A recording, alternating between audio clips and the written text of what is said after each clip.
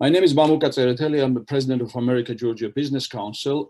And as some of you know, America-Georgia Business Council is a business association of companies, companies that are interested in investments and trade opportunities with the country of Georgia.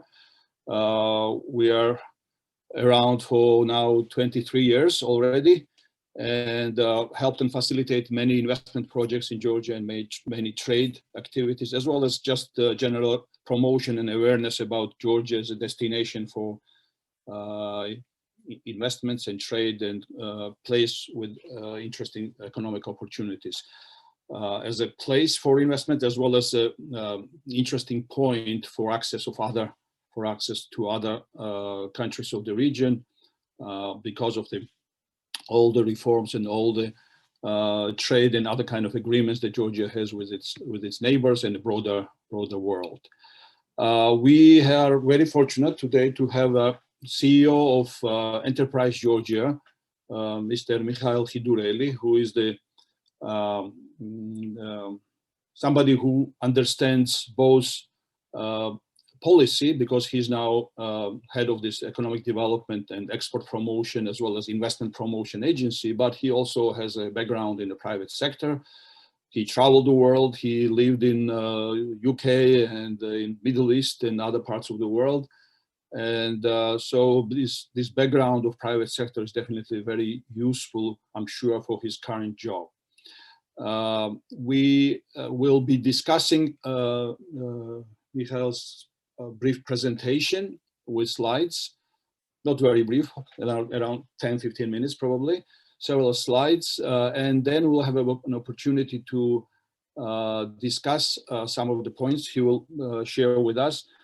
Our objective today is to really learn more about this agency and opportunities that this agency may be creating for potential American partners who are interested in maybe going into Georgia and maybe starting new business or partnering with existing Georgian companies. I think we also wanted, obviously, to demonstrate that despite all the problems that the world is facing today with COVID and so forth, as well as some of the turbulent developments in Georgian politics, still there are many positives that Georgia can present to the world. And this agency is focused and dedicated to promote those positives of Georgia. So that's why all of us are here to learn these new opportunities that agency presents, as well as some of the new developments.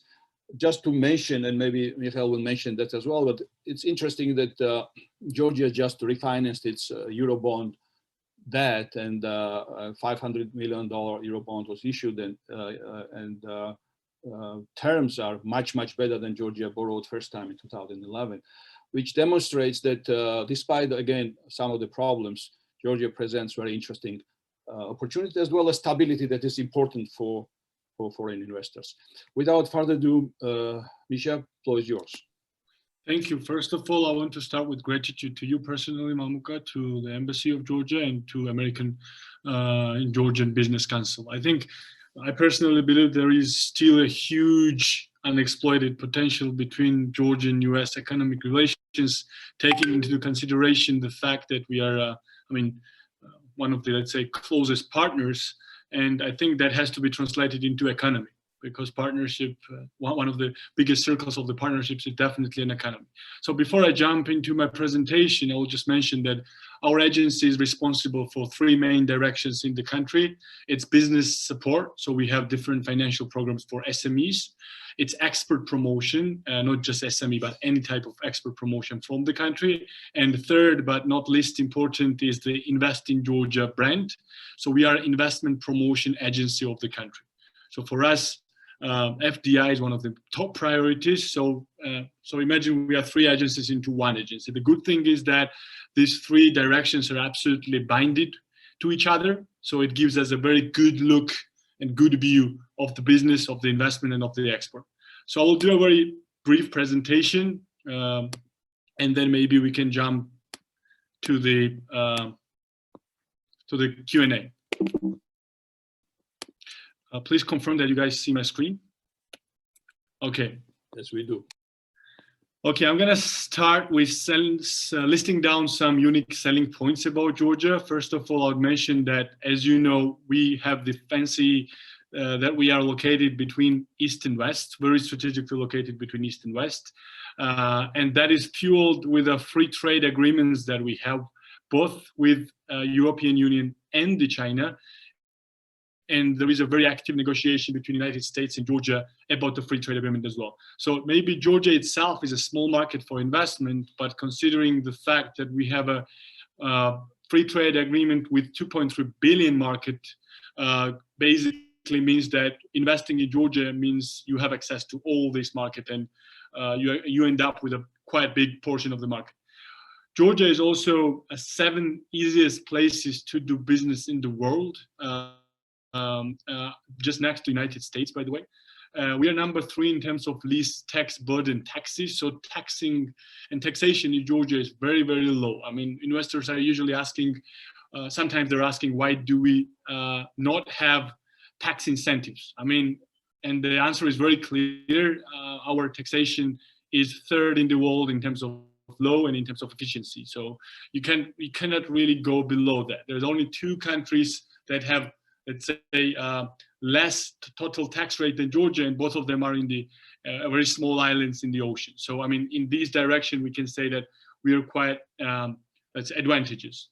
And last but not the least, Georgia has a competitively priced, productive workforce that is very, very important. I think most important part for foreign investors. A little bit about economic outlook of Georgia, very, let's say, macro facts. Georgia's GDP is estimated to be around 16 billion USD. We had a real GDP growth of 2.26% between 2006 and 2020. I think that's a mistake in the presentation. It has to be 5% there, so sorry for that. We have a share of reinvestments that is almost 45%, which means that investors that are already in Georgia are reinvesting in the country, showing the very good, let's say, trust between investors and the country. And FDI over the last 5 years, between 2016 and 2020, has been almost 7 billion USD. You know that Georgia has 3 international airports, 1 local airport. It's very well connected in terms of infrastructure. We do have a Poti port, Batumi port, and I mean, logistically, it's quite well connected, also taking into consideration the fact that we are on the logistic hub between East and West. Talking about the rankings, I think before somebody has a chance to understand more about the country, it's always easy to look up the country in the macroeconomic rankings. And I think here we can be very confident again. By OECD FDI Regulatory Restrictiveness Index, Georgia is number 8. That means that Georgian policies are very, very FDI friendly. By Trace Matrix 2020, Georgia ranks number 1 in terms of least need to interact with the government.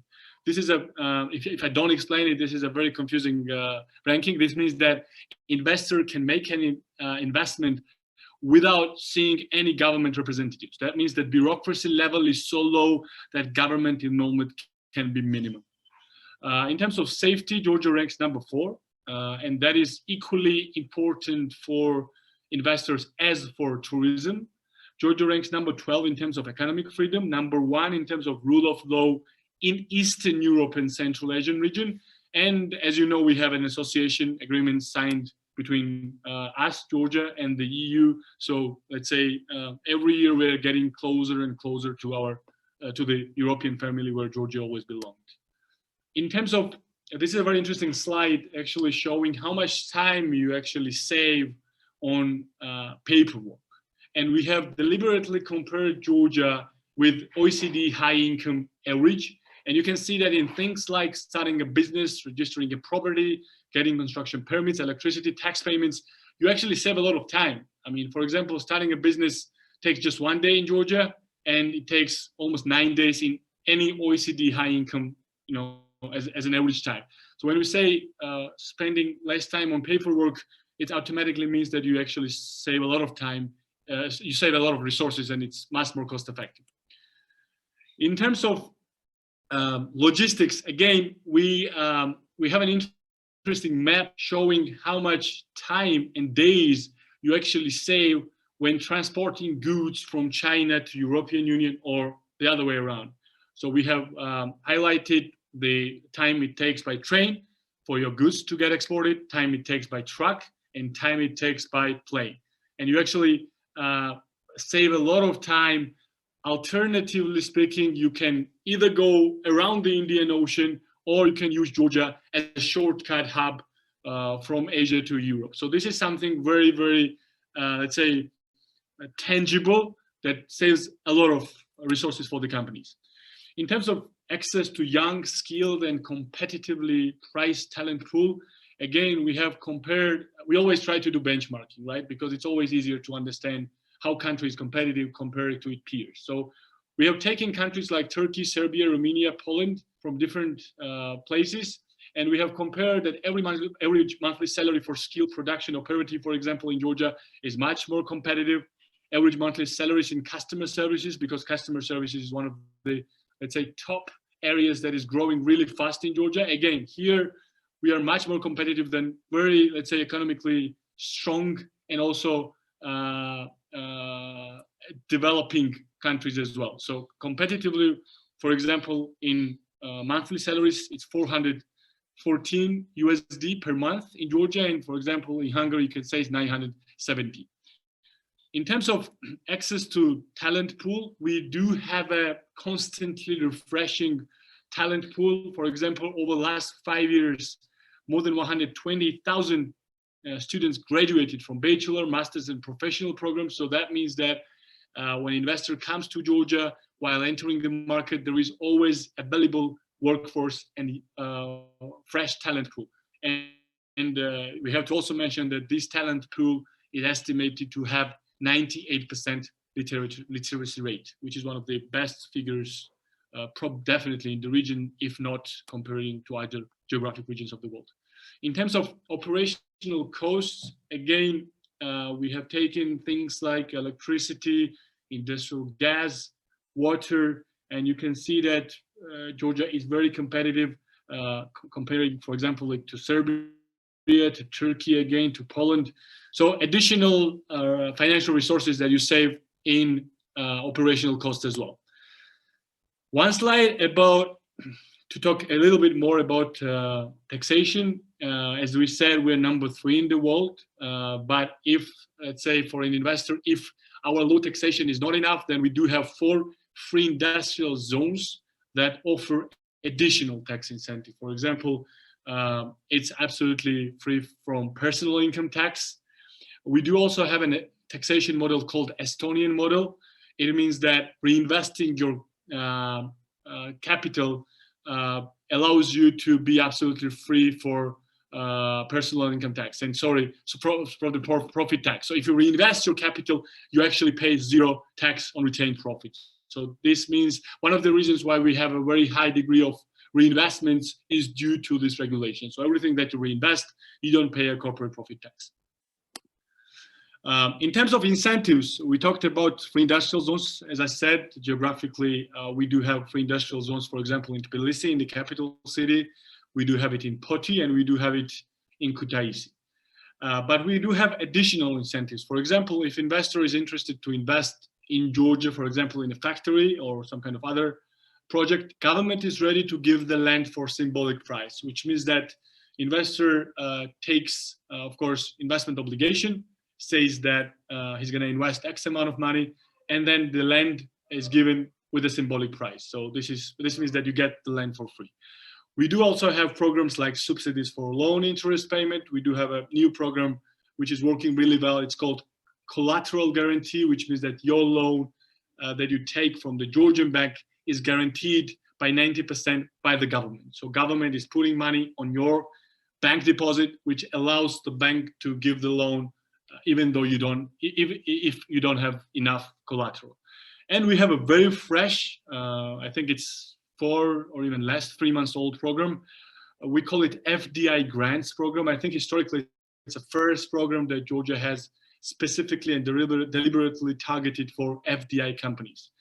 And the system is very simple. In the priority sectors for Georgia, which are business process outsourcing, logistics centers, electronics and auto and aircraft parts manufacturing, if you are an investor coming from the sector, and if you invest, for example, 10 million Georgian lari, then you get 1 million Georgian lari as a cashback.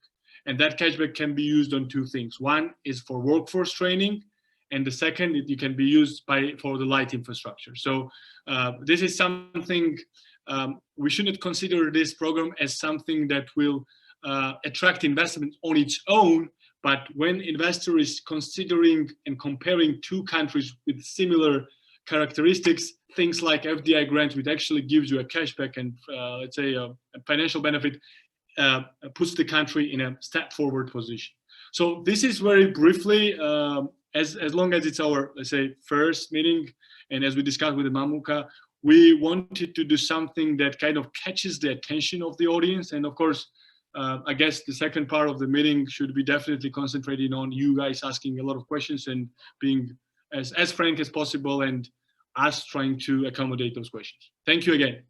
Thank you, Mikheil. Why don't we keep this presentation for a moment? Okay. And I would like to go back to slide 6, please, just to go slide 6, 7, and 8 again, because we went through them very, very kind of briefly. Right. I think it was next one, when we compare different countries, yes. So just to make sure that our audience kind of understands, this is about access to workforce, right? Yes. Yeah, and the next one would be? Next one is for operational costs, like things right. like electricity, yes. gas and water and things like that. I think I wanted to stop a little bit on that, because this is the tangible sort of savings for companies that if you compare the different countries, sort of where you can get sort of benefits going into Georgia. And of course, your last point about FDI grants are very essential as well.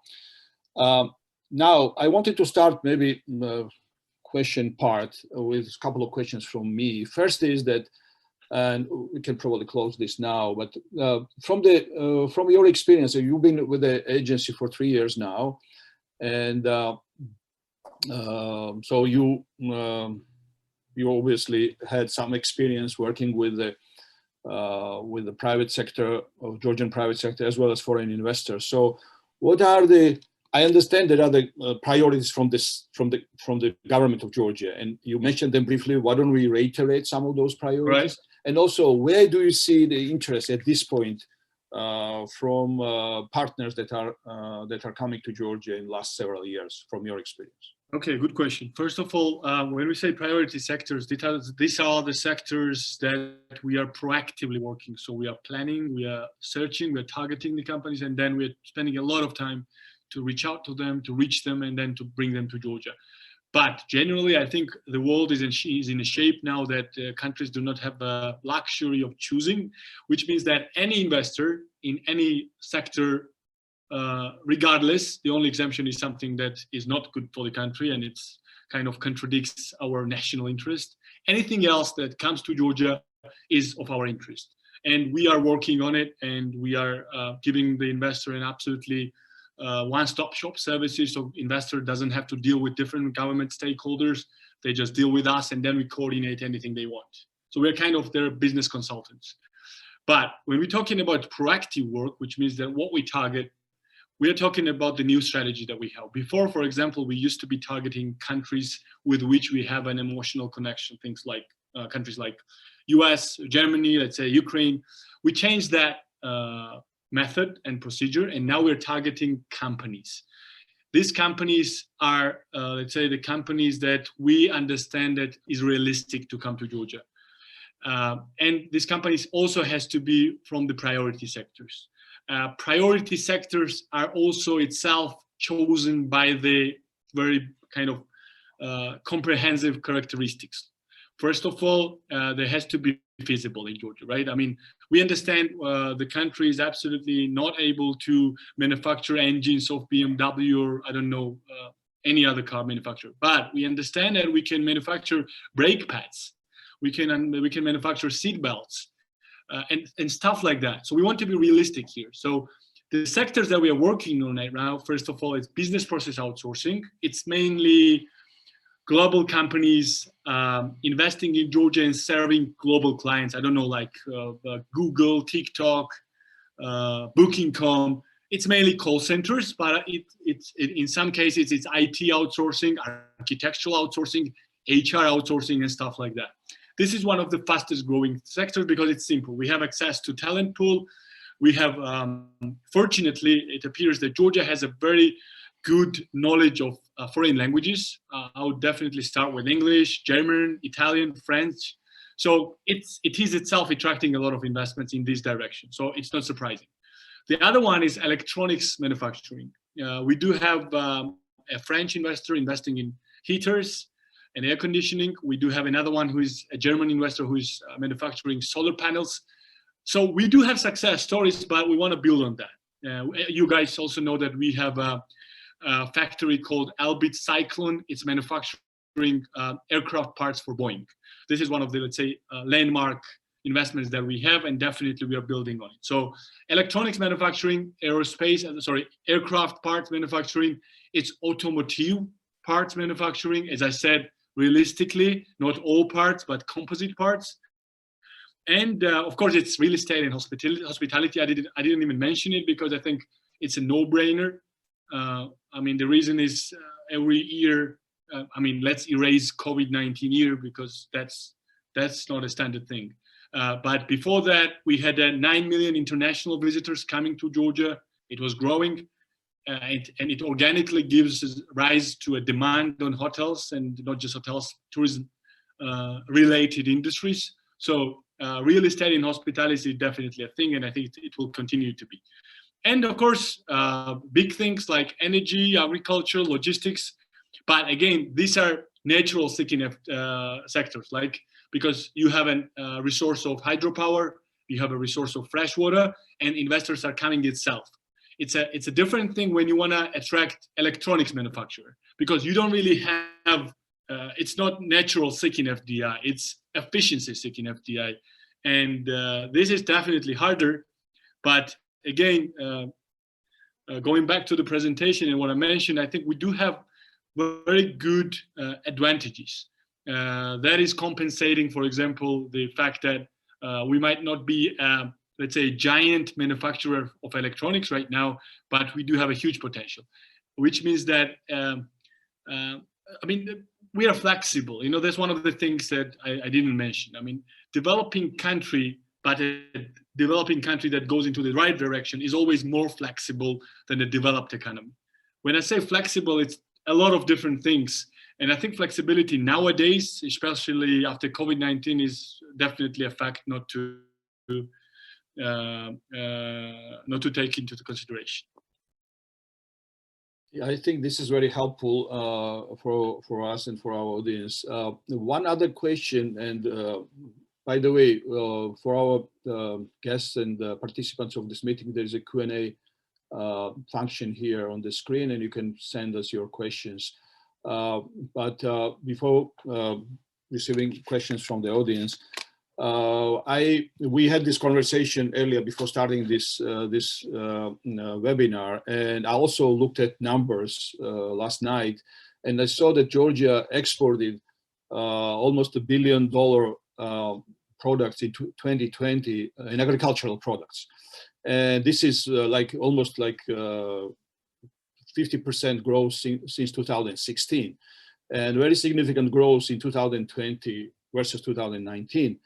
Not in all the areas, but in some areas in particular. So, and I know that there is a collaboration between agricultural kind of development projects in the country and your agency, and also it's kind of underappreciated fact that this investment that mostly at some point government made in this field is now bringing some results, and not only reflected in export numbers in general, also local consumption of Georgian produced goods is also growing, substituting import. It's not necessarily focus of this project, but this happens naturally. So maybe maybe we can talk a little bit about these agricultural efforts in this field and your experience there. Yeah, definitely. We can say that in agriculture, the government has a very effective policy. It has a lot of financial programs. There is a specific agency called the Rural Development Agency under the Ministry of Agriculture. They're concentrated on agriculture, but we as an agency are also involved in agriculture. When I said we have financial programs like loan interest payment subsidies and credit guarantee scheme, both of them, they work for agricultural sector. I think these financial programs boosted a demand for that industry. And, it's getting harder and harder to find let's say, a place that is not registered, that is not already sold. Of course, we do have a huge amount of still unregistered lands that is definitely going to be taken into the economy and facilitated into economy. But I think Georgia has a very fertile land, and pairing this with huge incentives from the government, like grants, cashbacks, loan subsidies, credit guarantees. I mean, it's really clever to invest in agriculture in Georgia, because your many risks will be mitigated by the incentives that the government has. I think almond, hazelnut, these are two things that are growing immensely. I think olive also is a thing. And generally, not to talk about the major export from Georgia, not considering this ferroalloys and stuff like that, the second biggest thing is the FMB, food and beverages. And we as an agency are supporting Georgian producers by financing big exhibitions, big fairs. And you can see the results. Yeah, the export is rising exponentially. Even though it's pandemic, it's one of the things that keeps rising. And I think it's still not at this stage. We should not call it a momentum yet, because these guys are, let's say, are investing now, and agriculture takes at least, different things, but it takes at least 4 or 5 years to give you the results. So imagine that now it's a boom of investing in the agriculture, and we're going to see much more and better results very soon. And I see that, let's say export of blueberries and some other products also increased dramatically because of investments were made like 4 years, 5 years ago, in some of the fields. So that's obviously reflection of some of the past efforts as well. We have a question here from our good friend, Finance Corporation from Leopic. Somebody who knows Georgia well and who facilitated many investments into Georgian economy. He has two questions. One is about, you described some of the positive side, but what are the challenges for investors who are coming to Georgia? If you could talk briefly about that. And then which sectors does the government of Georgia provide financial incentives for investors? You mentioned somewhat briefly that, and maybe follow up a little bit on that, meaning that sectors where incentives are created. Big hi for Mr. Kenneth, and thank you for the question. For the challenges, of course, it's a good question. I only said positive things. I guess the challenge is definitely, so one of the things that we did a very big research considering all the prestigious and all the consulting companies, all the big donors. So we go down to 5 most important things investor is expecting from the country. And one of them is geopolitics. It's also access to free markets. It's, let's say, human capital. It's infrastructure. So, and the last thing is the financial incentives. So there are areas that we are strong, and there are areas that we are a bit weaker. Definitely geopolitics is something that we are not strong into. So if some other country, for example, starts from 0, we start from minus when explaining to an investor the potential of Georgia. Because, you cannot go around the fact that if you Google Georgia, it kind of flashes out that you are not definitely in an easiest neighborhood. And that is a factor. Maybe this is definitely not something that investors are mentioning themselves. But according to all research, this is a challenge. But this is exactly why we are, trying to compensate it with all the macro and business-friendly environment, low taxation, flexibility, and anything that country can do to compensate that. In terms of other challenges, I would say infrastructure, but not. I don't mean the hard infrastructure like roads. For example, it's still not like when you want to invest in a factory, it's not like super easy to find a place where everything is there, like utilities are there, electricity is there, gas is there. But again, with our financial programs and with government support, we are very quick to respond to that. So if it's to find the land, we are helping them to deal with all the stakeholders, the city hall, the regulator of the energy, to fix all problems quickly. And in terms of the talent pool, even though, as I said, in business process outsourcing, we are definitely strong because Georgian young population, they definitely have language skills. Still, in some areas, like for example, aircraft parts manufacturing, it's not like you can find Georgian employees right away. And again, our FDI grant is concentrated on those two things: light infrastructure and workforce training. So with this program, we wanted to compensate our relatively weaker points.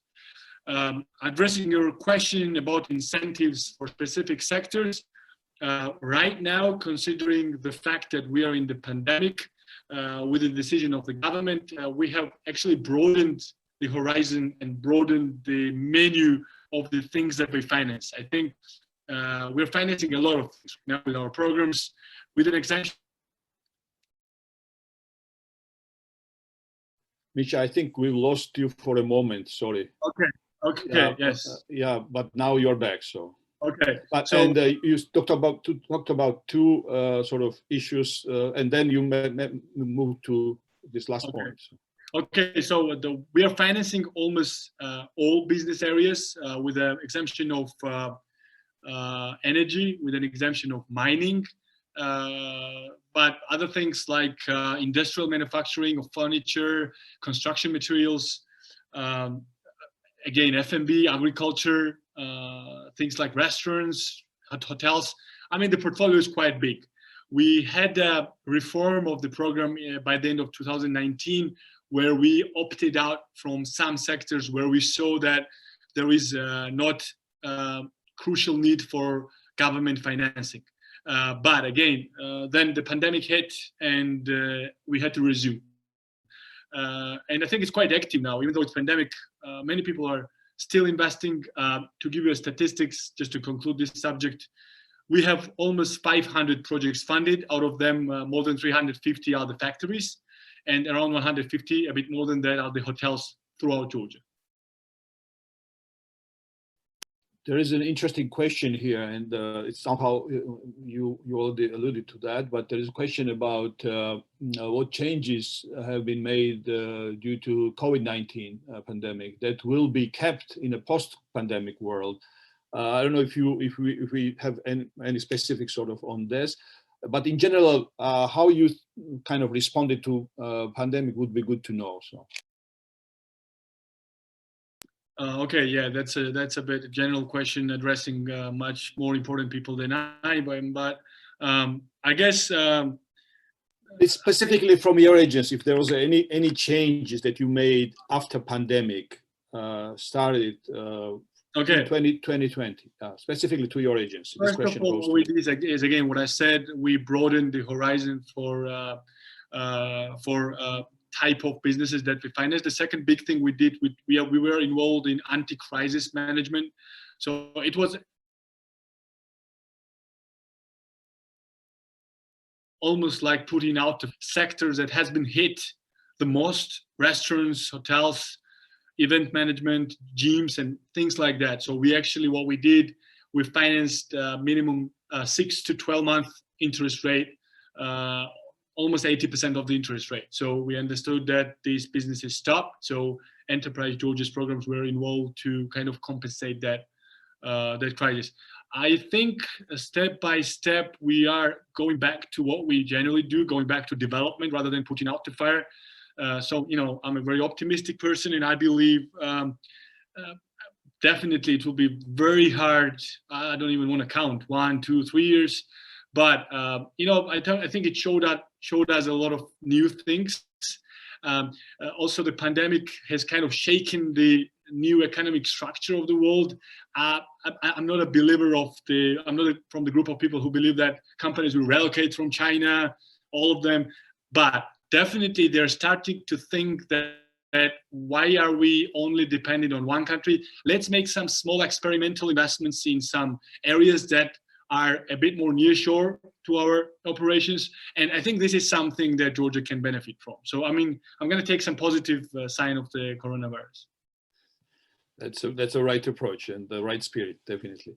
Kenneth again is asking about which countries are targeted in 2021 for promotions by your agency, and just give us a kind of what are your plans. I understand that probably with the COVID in place and the restrictions for travel and so forth, there are still a lot of uncertainties. But if whatever the plans you have for 2021, if you could share in terms of target countries and activities. Okay, yeah. As I said, we changed the strategy and we have, first of all, companies. But to answer that question, which are the companies coming from one, like biggest, let's say, the amount of companies from, I guess, US, UK are making the top list. I mean, the companies that we're working with.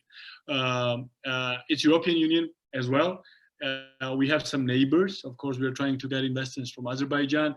China is definitely on the list. But again, I mean, top 2 countries for our FDI promotion in the target list of companies is definitely US and UK. But in addition to this, this is when we work with investors directly, without general PR.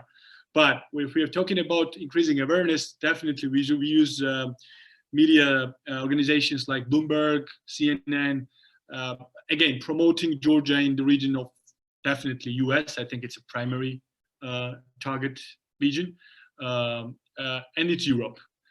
We did some promotions in China, but it's mainly it's European Union, it's US, and it's Gulf countries like UAE and countries like that.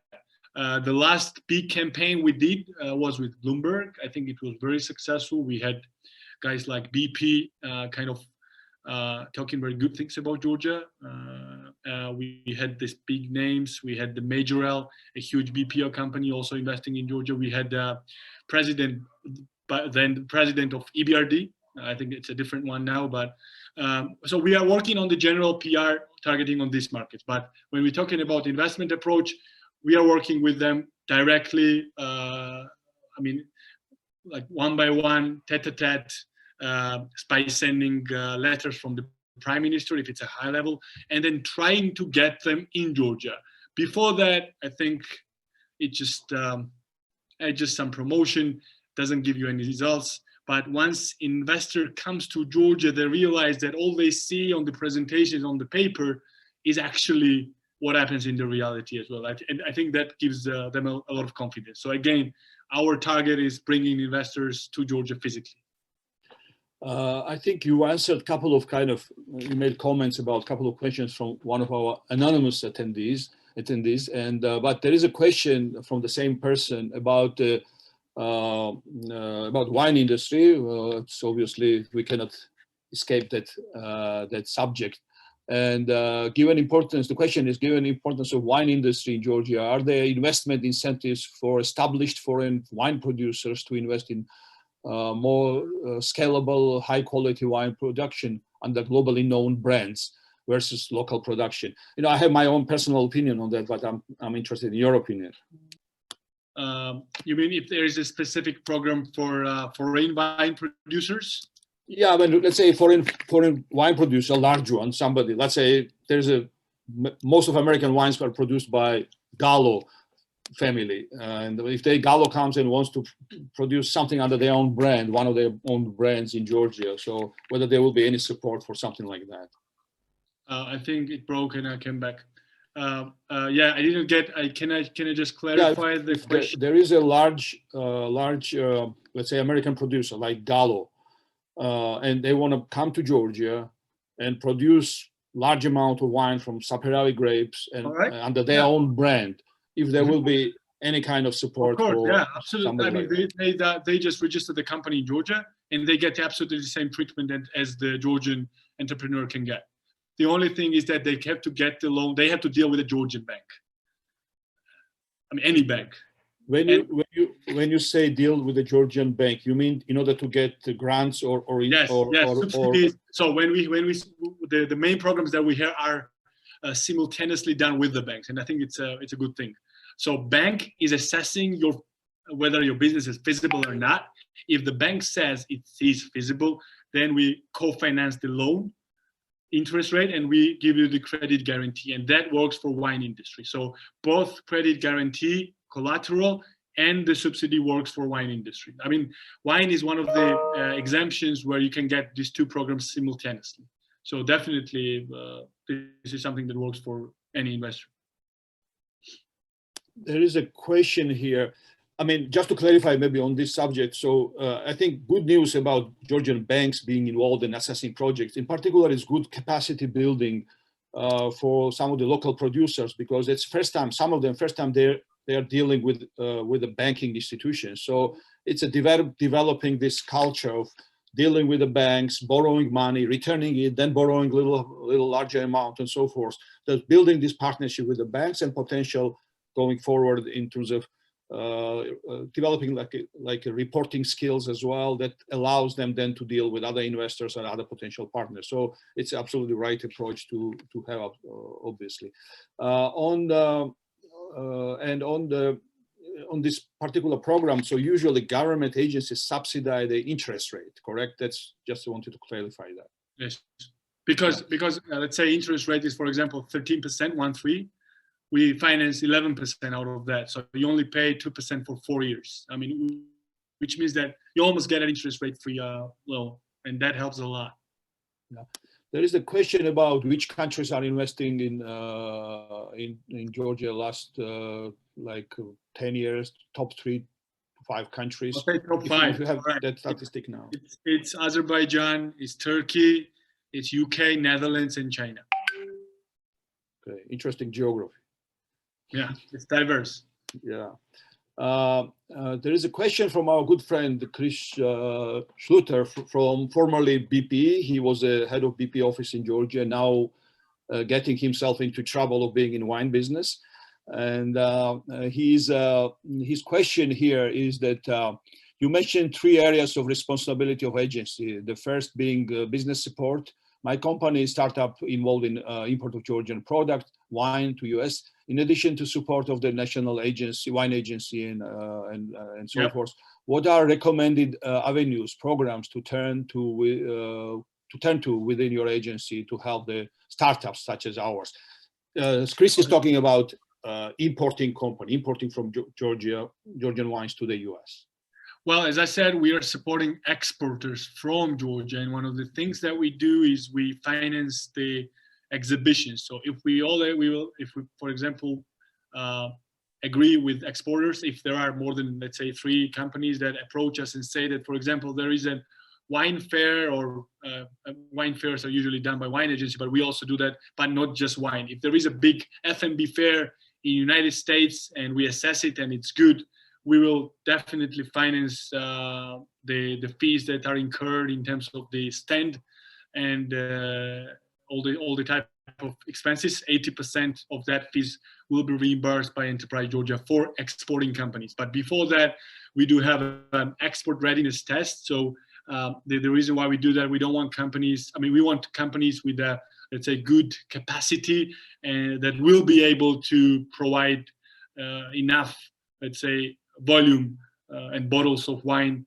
to the, let's say, US importer. So if there is an exhibition in US, we will discuss it, and we will also, let's say, give the information to other Georgian companies. And if we agree, then we're going to just finance the exhibition, but not just for wine, because only wine, specifically wine exhibitions are organized by wine agency more than us. So we are financing a bigger exhibitions that includes wine.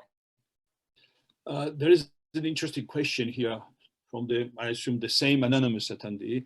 Are you reaching out directly to US venture capital firms, and particularly high-tech investors, high-tech companies? All right, high-tech investors. Yeah. So there is a specific for high-tech investors. There is a separate agency as well that is working with us. It's called Georgian Innovation and Technology Agency, and these guys are mainly the focal point of, let's say, high-tech, innovative, tech-related investors. And I think we're doing well there as well. We have some very good Georgian startups also starting to kind of enter the Silicon Valley, and I think this is one of the directions that we can say that we have a huge potential. But yes, we are also addressing venture capital firms. But if it's high tech, there is a different agency that is working with us. I think I don't see any questions from the audience, but I have a couple of maybe comments and also a question. I think you gave us pretty good sort of understanding where agency stands and what type of services and products you provide. Maybe for the sake of, again, our audience and to be more helpful to them who are at this webinar right now, or others who will be watching this maybe going forward, in terms of, if I'm a foreign investor, I'm an American investor, and I would like to come to Georgia, and I have certain field that I'm interested in. So what are the steps that I need to make through you if I already have selected my area of investments? That's what I'm kind of trying to emphasize. Are you helping potential investors in finding local partners? Number one question. Number two, if yes, then how you do that, and if it's good to know that. And if I have a partner already coming to Georgia, so is it something that we work with you through local partner, or is it something that we work with you directly from the US? Well, so let's put it that way. I mean, anything that you need from the government is coordinated by Invest in Georgia, by us. So the other decisions are just business decisions of a business person, whether they want to partner in Georgia or they want to do a solo investment. So, I mean, we don't go into there. You know, we don't even assess your investment plan. I mean, if you want to invest and if you made your mind, we only gonna make it easy. I mean, we're not gonna, you know, I don't remember, but someone very famous said that the first it's a responsibility is the government is not to interfere, you know, I mean, just not to interfere. But what we do here is we interfere positively, and we want to make it, because investor coming to Georgia is still a foreigner, you know, in terms of, you know, there are different barriers like language and stuff like that, even though majority of Georgian population speaks a very good English. We want to make it easy for them. We don't want them to be, let's say, going to Tbilisi Justice Hall, dealing with Tbilisi City Hall, going to State Property Agency, going to different agencies. We want them to be and to stay with us, tell us what they need, and we get the answer for them. And then we coordinate. If there is a need for investors to see a specific location, we can select those locations. We can, if you, for example, if you tell me that you need 1 hectare of land very near to the sea and stuff like that, we will find options for you. And when you come, we will assist you, we'll go with you and try to, you know, accommodate that. So if that answers your question. Yes, definitely. And but it's obviously there are lots of details, and when you have something, I mean, when companies have something specific and a lot of those, I mean, decision-making elements from your side will be determined on specifics of the project, specifics of the industry and area of engagement and so forth. I think we've tortured you a lot already, asked you a lot of questions, and I'm glad that there was an interest from the audience again to ask some of these questions. I see opportunity for all of us to maybe in a couple of months, after discussions with you, as well as some of our friends and colleagues and member companies here in US, and maybe try to